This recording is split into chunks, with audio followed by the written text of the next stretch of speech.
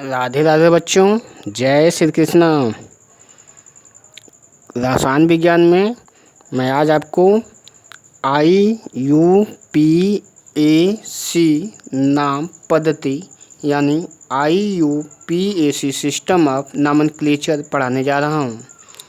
कार्बनिक यौगिकों का नाम तंत्र की एक अंतर्राष्ट्रीय व्यवस्था है जिसके आधार पर अंतर्राष्ट्रीय सिस्टम है जिसके आधार पर इसका नाम लिया जाता है। IUPAC सिस्टम का फुल फॉर्म होगा international union of pure and applied chemistry, यानी अंतर्राष्ट्रीय यूनियन और शुद्धता तथा परिमार्जित केमिस्ट्री। ठीक, ये 1969 में इस नियम को दुनिया के सामने रखा गया और तभी से निरर्थक पद्धति कार्बनिक यौगिकों की जो एक नाम पद्धति थी वो विराम लग गया और यौगिकों को कार्बनिक यौगिकों को IUPAC नाम पद्धति से जाना जाता है। ठीक, तो मैं इसी के आधार पर एल्केन बताने जा रहा हूँ। एल्केन का नाम तंत्र आज बताऊँगा। एल्केन का समान सूत्र CnH2n+2 होता है। 60 में से RH रेडिकल मूलक कहते हैं इसे। ठीक, रेडिकल मूलक का सूत्र R मतलब CnH2n+1। रेडिकल मूलक ये होता है। इसका जनरल फार्मूला CnH2n+1 होता है। अगर एक कार्बन हो, ठीक ना, तो देखिए नाम जब IUPAC नाम लिखा जाता है तो उसके दो भाग होते हैं, एक पूर्वलग्न एक अनुलग्न। पूर्वलग्न मन जो पहले लगाया जाता है, अनुलग्न मन जो बाद में लगाया जाता है। नाम में जो पहले लिखा जाता है वो उसे पूर्वलग्न कहते हैं और अनुलग्न जो नाम के बाद में लिखा जाता है। जैसे आपका नाम जो भी है, जैसे मेरा नाम रमेश है, रमेश प्रसाद, तो इसके आगे श्री लगाया जाएगा। तो श्री क्या चीज़ है? पूर्वलग्न। मेरे नाम में श्री पूर्वलग्न है। कुमारी नहीं लग सकता है, आप जानते हैं क्यों? श्रीमान लग सकता है, माननीय लग सकता है, ये आप कर्मों के आधार पर लगाया जाएगा। इसी तरह से प्रसाद है, प्रसाद को अनुलग्न कहेंगे जो बाद में लगाया जाता है। ठीक, कुमार, प्रसाद, सिंह, कनौजिया वगैरह वगैरह ये सब नाम के बाद में लगाया जाता है, इसे सुफिक्स कहते हैं। और जो पहले लगाया जाता है उसे पूर्वलग्न यानी प्रीफिक्स कहते हैं। तो अगर कार्बन की एक संख्या हो, अगर कार्बनिक यौगिक में कार्बन की केवल एक संख्या हो तो उसको मेथ से प्रदर्शित करते हैं। कार्बन की अगर दो संख्या है तो उसे एथ से प्रदर्शित करते हैं। ठीक, मैं ए सबके अंत में लगा दे रहा हूँ, एथ कहते हैं। अगर 3 हो तो उसे प्रूफ से प्रदर्शित करते हैं, 4 हो तो ब्यूट से, 5 हो तो पेंट से, ठीक, 6 हो तो हेक्स से, 7 हो तो हेप्ट से, 8 अगर संख्या है कार्बन परमाणु के तो उसे ऑक्ट कहते हैं, 9 है तो नोन कहते हैं और 10 है तो टिक कहते हैं। इसी तरह से आगे और बढ़ता रहेगा। आगे मैं और संख्या के बारे में भी बताऊंगा, लेकिन आप जनरली इतना बारे में समझ लें। हाई स्कूल में तो बस इतना ही पूछता है, इंटर में और ज़्यादा पूछता है। तो हाई स्कूल वालों के लिए भी बहुत ज़रूरत है, इंटर वालों के लिए भी बहुत ज़रूरत है। हाई स्कूल में इतना ऐसे ही काम चल जाएगा। इंटर जब बताऊँगा तो इंटर में भी ये ज़रूरत पड़ेगी। इंटर की प्राइमरी चीज़ें हैं तो आप जान लीजिए। अब नाम के बाद में इन लोग इस लिखने के बाद जो बाद में जोड़ा जाता है उसे पूर्व अनुलग्न कहते हैं। अनुलग्न में ANE जोड़ देते हैं, यह ए हट जाएगा इन सब का, इस ए की जगह पर क्या जुड़ जाएगा? ANE जुड़ जाएगा। ठीक, तो मैं नॉर्मल हाइड्रोकार्बन का नाम बताने जा रहा हूँ। नॉर्मल हाइड्रोकार्बन का, केवल नॉर्मल का। ठीक, IUPAC नाम बताने जा रहा हूँ। पहला उदाहरण देखिए, पहला उदाहरण CH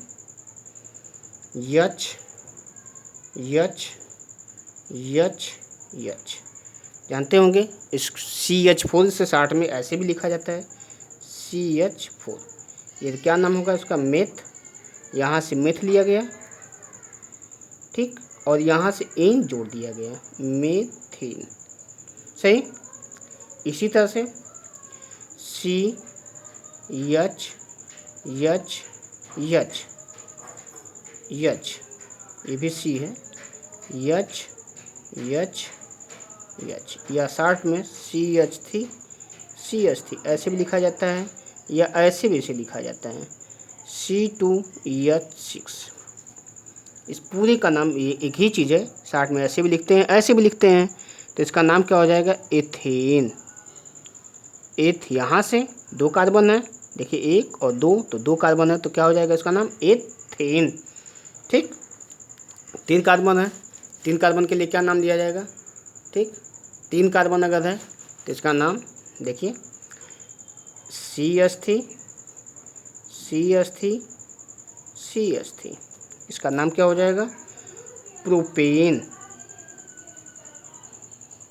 ठीक, 4 कार्बन है, CH3 CH2 देखिए ऐसे बीच में बिंदी लगा दे, ये सिंगल बॉन्ड का भी प्रतीक है, नहीं लगाया जाता तब भी, लगाया जाता तब भी, ये सिंगल बॉन्ड का प्रतीक भी है, लगा दे तब भी ठीक है, नहीं लगाएंगे तब भी समझिए सिंगल, जब नहीं लगाएगा तो इसका मतलब सिंगल बॉन्ड है। ठीक, डबल बॉन्ड को बताना ही पड़ेगा, दिखाना ही पड़ेगा, लेकिन सिंगल बॉन्ड के लिए दिखाने की बहुत ज़्यादा ज़रूरत नहीं होती है। तो ये क्या इसका नाम होगा, ब्यूटेन। ठीक, ये देखिए CH3 CH2 नाम क्या होगा, पेंटेन। ठीक, इसे शॉर्ट में ऐसे भी लिख सकते हैं C4H10, इसे शॉर्ट में C5H12, सही। ठीक, इसी तरह से C6H14 नाम क्या होगा, इसी को बड़ा कर भी लिख सकते हैं, नाम क्या होगा, हेक्सेन। C7H16 क्या नाम होगा, हेप्टेन। C8H18 क्या नाम होगा, ऑक्टेन। C9H20 नोनेन, और ये होगा C10H22 डेकेन। ठीक, फिर से एक बार, अगर CH4 है तो इसका नाम मेथेन, C2H6 है तो इसका नाम एथेन, C3H देखिए C3H ये 2 होगा, थोड़ा गलती लिख दिए थे, ये 2 होगा, CH3 CH2 तो C3H8 इसका नाम क्या होगा, प्रोपेन। यह क्या चीज़ है, ब्यूटेन। यह अगर 5 है तो पेंटेन, 6 कार्बन परमाणु है तो हेक्सेन, 7 है तो हेप्टेन, 8 है तो ऑक्टेन, 9 है तो नोनेन। केवल नॉर्मल के लिए, ये जितना बताया हूँ ये सब नॉर्मल के लिए हैं सभी, जिसमें 1 अंश और 2 अंश कार्बन परमाणु है, नॉर्मल हाइड्रोकार्बन के लिए। अब आइसो के लिए बताएंगे। राधे राधे बच्चों, एक बार फिर देखिए यहाँ पर, चूँकि मैं इससे बता दूँ, यह CH4 है, क्या नाम दिया है, मेथेन। C2H6 है, इसका नाम है एथेन। C3H8 है, इसका नाम क्या है, प्रोपेन। C4H10 है, इसका नाम ब्यूटेन। C5H12 है, इसका नाम पेंटेन। C6H14 है, इसका नाम हेक्सेन। C7H16 है, इसका नाम हेप्टेन। C8H18 है, इसका नाम ऑक्टेन होगा। इसमें कितने हैं, 8 कार्बन परमाणु है, इसलिए इसका नाम ऑक्टेन होगा। ठीक, तो इसके बाद आइसो वाला नाम, ये नॉर्मल के लिए बताए हैं, आइसो का नाम। ठीक, ये आइसो का नाम इसके आधार पर दिया जाएगा, ध्यान रखिए, हम फोटो भी भेज देंगे इसका, अभी लिख के भी बता रहे हैं। अगर आइसो हो या नियो हो तो उसके लिए मेन जो श्रृंखला होती है, जो सबसे बड़ी श्रृंखला होती है, ठीक, उससे अगर जुड़ा हुआ ये समूह CH3 जुड़ा हुआ है मेन श्रृंखला से, उसे जनक श्रृंखला कहते हैं। जनक श्रृंखला से अगर CH3 जुड़ा हुआ है तो उसे कहते हैं मेथिल। अगर यह जुड़ा हो CH3 CH2, अगर यह जुड़ा हो तो जैसे एथेन बोला जाता है, तो इसमें एथिल जोड़ा जाएगा, ठीक। अगर CH3 CH2 CH2 जुड़ा हुआ हो तो उसे नॉर्मल प्रोपिन कहते हैं। और अगर यह जुड़ा हो ऐसे, आइसो ग्रुप भी जुड़ा हुआ हो, तो उसे कहते हैं आइसोप्रोपिन। आइसोप्रोपिन। इसी प्रकार अगर 4 कार्बन परमाणु जुड़े हुए हों, 4, तो उसे कहते हैं नॉर्मल ब्यूटिल। Normal butyl. अगर इसके साथ यह ऐसे जुड़ा हुआ हो CH3 CH CH2 CH3, इसे कहते हैं सेकेंडरी ब्यूटिल। सेकेंडरी को ऐसे SEC से सेकेंडरी ब्यूटिल, ठीक। अगर CH3 CH CH3 CH3 ऐसे अगर जुड़ा हुआ हो, ठीक ना, तो इसे कहते हैं आइसोब्यूटिल। आइसोब्यूटिल। आइसोब्यूटिल ये होगा। और अगर इसे टर्शियरी ब्यूटिल भी कहते हैं, नहीं, ये जो है आइसोब्यूटिल नहीं है, टर्शियरी ब्यूटिल है, TERT, टर्शियरी ब्यूटिल। ये टर्शियरी ब्यूटिल है। आइसोब्यूटिल अभी बात सेकेंडरी ब्यूटिल ये हुआ, टर्शियरी ब्यूटिल ये हुआ। और ये देखिए आइसोब्यूटिल छूट गया है, CH3 CH3 CH2 ऐसे जुड़ा, इसे कहते हैं आइसोब्यूटिल। फिर से एक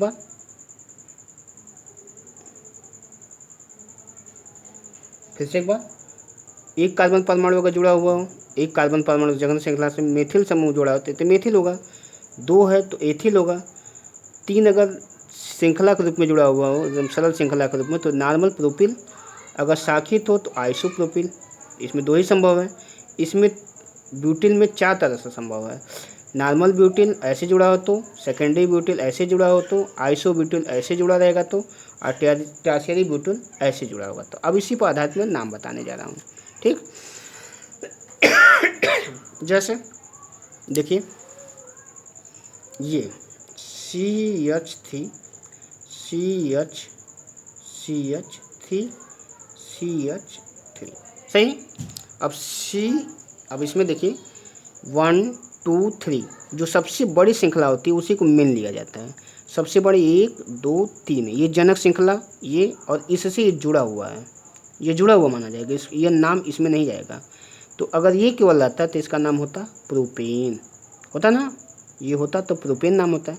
ये जुड़ा हुआ इससे, तो CH3 जब जुड़ा हुआ तो इसमें मेथिल यह जुड़ा हुआ, ये सब पूर्ण लग्न है, सभी पूर्ण लग्न के रूप में लिखा जाएगा। तो क्या हो जाएगा, नाम के पहले, चूँकि इसका नाम अगर ये ऐसे रहता तो इसका नाम होता प्रोपेन, तो प्रोपेन के पहले मेथिल जुड़ेंगे तो मेथिल प्रोपेन, सही। इसी तरह से अगर मान लीजिए CH3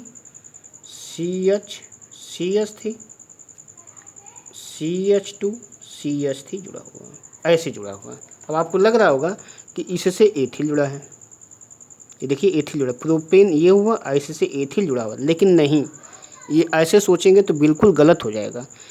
इसमें देखा जाएगा सबसे लंबी श्रृंखला क्या होती है, सबसे लंबी श्रृंखला। अब इसमें लंबी श्रृंखला है 1 2 3, ऐसी लंबी श्रृंखला हुई, और यहाँ से गिनेंगे 1 2 3 4, तो सबसे बड़ी श्रृंखला ये हुई, इससे मेथिल जुड़ा हुआ। अब यह मेथिल जुड़ा हुआ है, यह जुड़ा हुआ है, यह नहीं जुड़ा है, यह जुड़ा है। सबसे लंबी श्रृंखला से जो जुड़ा होता है उसी को ऐसे लिखा जाता है।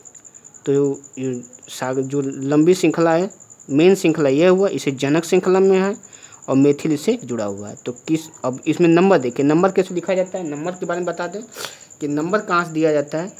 अब देखिए इधर से जोड़ेंगे तो पहला कार्बन ये, दूसरा कार्बन ये, तीसरा ये, चौथा ये हुआ ना। तो पहला कार्बन ये हुआ, दूसरा कार्बन ये, तीसरा कार्बन ये और चौथा कार्बन ये हुआ। तो कौन सा कार्बन इस तरह से लिखें तो ये होगा, और इधर से लिया जाए तो इधर से लेंगे तो ये पहला कार्बन, ये देखिए इधर से देंगे तो ये पहला कार्बन, ये दूसरा कार्बन, ये तीसरा कार्बन और ये चौथा कार्बन। सही। तो ये गलत है। देखिए 1 2 3 तीसरे नंबर पर जा रहा है और इधर से गिन रहे तो दूसरे नंबर से आ रहा है। तो जो छोटा होता है उसी को लिया जाता है। तो छोटा क्या चीज़ है, 2 सही है तो 2 छोटा है तो 2 को सही लिया जाएगा। ध्यान रखिएगा, जो छोटा होता है उसी को लिया जाता है। जनक श्रृंखला में नंबर वहाँ से गिना जाता है जो छोटा हो, ठीक। या कई ठेके जुड़े होते हैं जब, तो 2 सबको जोड़ दिया जाता है, जोड़ने पर जो छोटा हो उसको लिया जाएगा। उसका भी उदाहरण भी बता रहे हैं। देखिए इसका नाम क्या होगा, 2 मेथिल ब्यूटेन, 2 मेथिल ब्यूटेन इसका नाम होगा। सही। इसी तरह से आगे देखिए CH3 CH2 CH CH3 CH2 CH3। सबसे बड़ी श्रृंखला कौन है इसमें, अब देखा जाए 1 2 3 4 4 हुए, इधर से 1 2 3 4 4 हुआ, इधर से 1 2 3 4 5 5 हो गया। इसका मतलब ये सबसे बड़ी श्रृंखला है। इधर से गिनेंगे तो 1 2 3 तभी 3 पर जाएगा, इधर से गिनेंगे तो 1 2 3 ये भी 3 पर जाएगा। मतलब तीसरे वाले कार्बन से मेथिल जुड़ा हुआ है। क्या नाम होगा इसका, 3 मेथिल पेंटेन, 3 मेथिल पेंटेन इसका नाम होगा। सही। आगे इसका नाम CH3 CH CH CH3 CH3 CH2 CH3। अब नंबर कहाँ से दिया जाए, सबसे बड़ी श्रृंखला देखा जाए कौन सा है। पर सबसे बड़ी श्रृंखला ये देखिए 1 2 3 4 4 हुआ, इधर से गिनेंगे देखो यही दिखाई दे रहा है 1 2 3 4 5, इधर से भी 1 2 3 4 5। तो कौन सा नंबर दिया जाए। अब देखिए अब यहाँ पर आपका मामला फंसेगा, इधर से गिनेंगे और इधर से भी गिने तो 1 2 3 4 5, ठीक। दूसरे वाले कार्बन से मेथिल जुड़ा है और तीसरे कार्बन से भी मेथिल जुड़ा है। तो 2 + 3 जोड़ दें तो कितना आएगा 5। और इधर से अगर नंबर दें, अगर इधर देखिए नंबर दे रहे हैं तो 1 2 3 4 5 है ना। तो इधर से नंबर दिया जाएगा तो क्या हो जाएगा। अब ये देखिए इसको जोड़ें, इसको देखिए यह 3 2 1।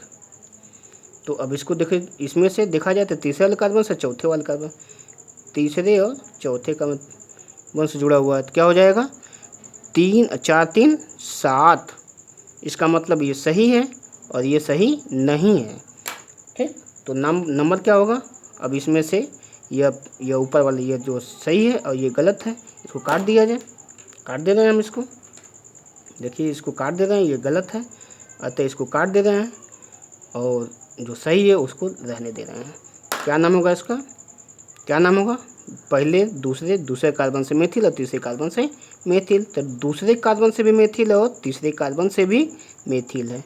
तो 2 3 2 बार मेथिल है इसलिए डाई लगेगा, 3 बार आएगा तो टाई लगेंगे, क्योंकि 2 ही बार है तो di methyl pentane, 2 3 di methyl pentane इसका नाम होगा। सही। अब आगे एक और उदाहरण बता दें, इसका नाम क्या होगा CH3 CH2 CH2, ठीक, CH CH3 CH2 CH3, सही। अब इसका नाम क्या होगा? 1 2 3 4 5 6, और इधर से 1 2 3 4 5 6, तो इधर से कम है तीसरे वाले कार्बन से। तीसरे वाले कार्बन से क्या जुड़ा है? मेथिल जुड़ा है, तो क्या नाम हो जाएगा? 3 मेथिल, हाइफन दिया जाता है, एक हाइफन इनके बीच में दिया जाता है, 3 मेथिल हेक्सेन, 3 मेथिल हेक्सेन, सही, ध्यान रखेंगे। ये देखिए CH3 CH CH CH CH2 CH3, यहाँ पर CH3 जुड़ा है, यहाँ पर CH2 CH3, यहाँ पर CH2 CH3, यहाँ पर भी जुड़ा है। नंबर कहाँ से दिया जाए? नंबर कहाँ से दिया जाए? तो नंबर देखिए, इधर से नंबर दे तो 1 2 3 4 5 6 होगा। यहाँ से नंबर 1 2 3 4 5 6, सबसे बड़ी यही है, यही मेन है। नंबर कहाँ से दिया जाए? अब देखिए ध्यान से, 1 2 3 4 5 6, इधर से नंबर दिया जाए, इधर से 1 2 3 4 5 6, तो छोटी संख्या यही होगी 2 3 और 4, इनको जोड़ दिया जाए, 2 + 3 + 4 बराबर कितना होगा? 5 4 9, और इधर से जोड़ा जाए तो देखिए, इधर से अगर लिखेंगे तो 1 2 3 4 5 6, किस नंबर पर? दूसरे नंबर पर क्या चीज़ है? अरे, पाँचवें नंबर पर मेथिल है, चौथे नंबर पर एथिल है, और तीसरे नंबर पर भी एथिल है। जोड़ दिया जाए तो 4 5 9 9 3 9 और 3 12 हो जाएगा। इसका मतलब ये सही है और ये गलत है। जो काले रंग से लिखेंगे ये सब गलत हो गया, तो ये गलत है, ऊपर वाला सही है, इसको मिटा दे रहे हैं, ये गलत हो गया, ये सही नहीं है अंक, इसलिए यह नंबर प्रणाली गलत है। इधर से सही है, इधर से गलत है। तो दूसरे वाले कार्बन से मेथिल, तीसरे वाले कार्बन से एथिल, चौथे वाले कार्बन से मेथिल, तो मेथिल जुड़ा है और एथिल जुड़ा है। तो मेथिल और एथिल में पहले किसका नाम लिखा जाए? तो पहले किसको लिखा जाए? इसके लिए जो अल्फ़ाबेटिकल जो पहले आएगा, मेथिल और एथिल में जो पहले आता है उसको लिखा जाएगा। तो ये देखिए, मेथिल चूँकि बाद में आएगा, एथिल पहले आएगा, तो एथिल पहले लिखा जाएगा। उसके बाद भी 2 ठे एथिल है, तो 2 के लिए डाई लगाया जाएगा, डी, ये भी पहले आता है और मेथिल बाद में आता है। तो क्या लिखा जाएगा? तीसरे वाले कार्बन से और चौथे वाले कार्बन से मेथिल एथिल जुड़ा है, तो नाम होगा 3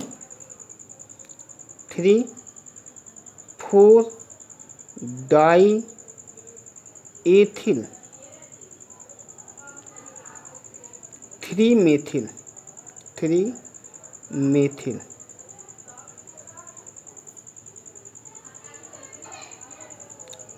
hexane, 3 4 die ethyl 3 methyl hexane, ठीक। 2 ठे जुड़ा है तो इसलिए डाई, एक जुड़ा है तो मेथिल केवल बोलेंगे। अब इसी तरह से आगे एक और उदाहरण बताने जा रहे हैं। CH3 CH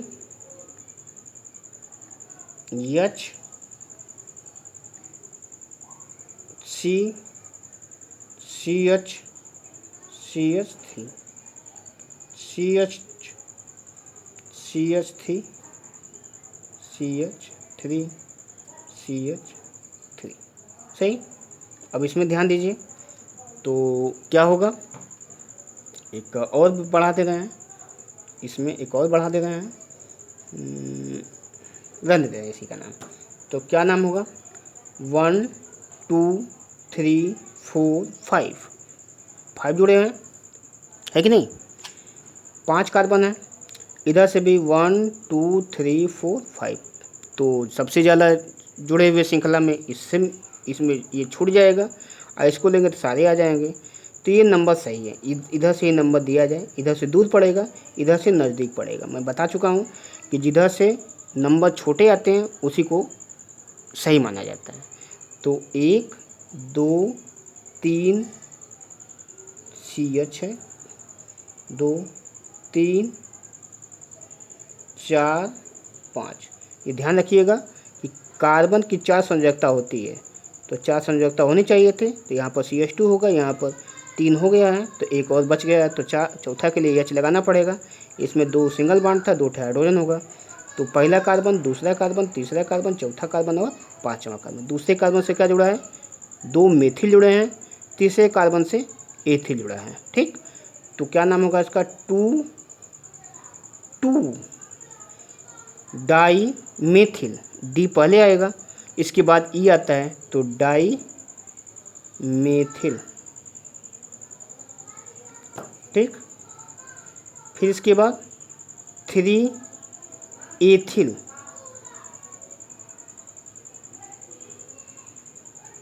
pentane.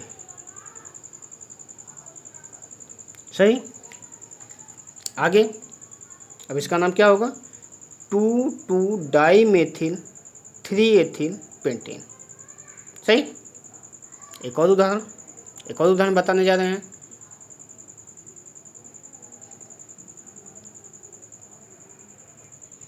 देखिए, यह एक यौगिक है, CH3 CH2 CH C के साथ एक हाइड्रोजन छूट गया है, इसमें यहाँ पे लिख दे रहे हैं हाइड्रोजन जुड़ा हुआ है, यह CH CH2 CH3। अब देखिए नंबर कहाँ से दिया जाए, सबसे बड़ी श्रृंखला कौन है, इधर से गिनो, 1 2 3 4 5 6 7, 7 हो गया।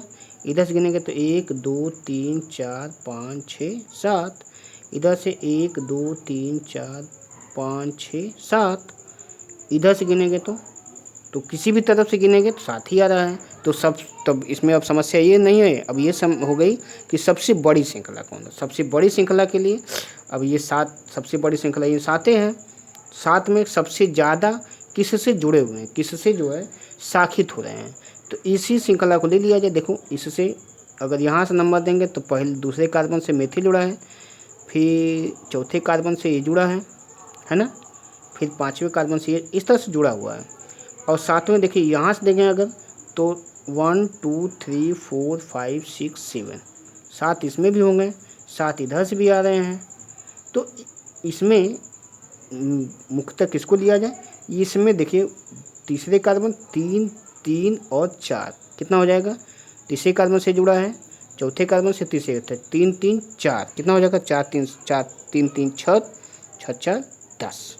सही, और इसी तरह से अगर इधर से लिया जाए तो दूसरे कार्बन से और फिर दूसरा और तीसरा चौथे कार्बन से फिर ये भी जुड़ा है और ये भी जुड़ा है, तो दोनों जोड़ेंगे जब तो ये 10 से ज़्यादा हो जाएगा। अतः यही सबसे सरल है, 1 2 3 4 5 6 7।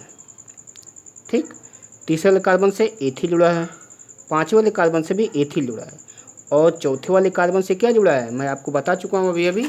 देखिए ये है, ये बताए थे आपको, ध्यान दीजिए, ये जुड़ा हुआ है, ये जुड़ा हुआ है, ध्यान दें, ये जुड़ा है।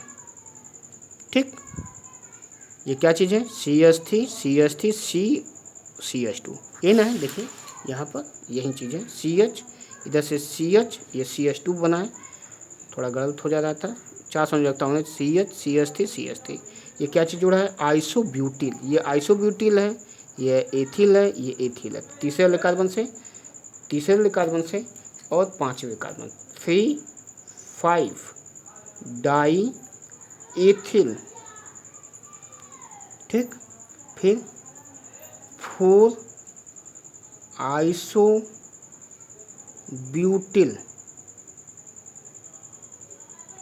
आइसोब्यूटिल हेप्टेन, 7 है। तो कितना हो जाएगा, हैव 10। सही। बस थक गए तो हमारी वीडियो को देखते रहिए और सब्सक्राइब भी करते रहिए। ठीक, राधे राधे।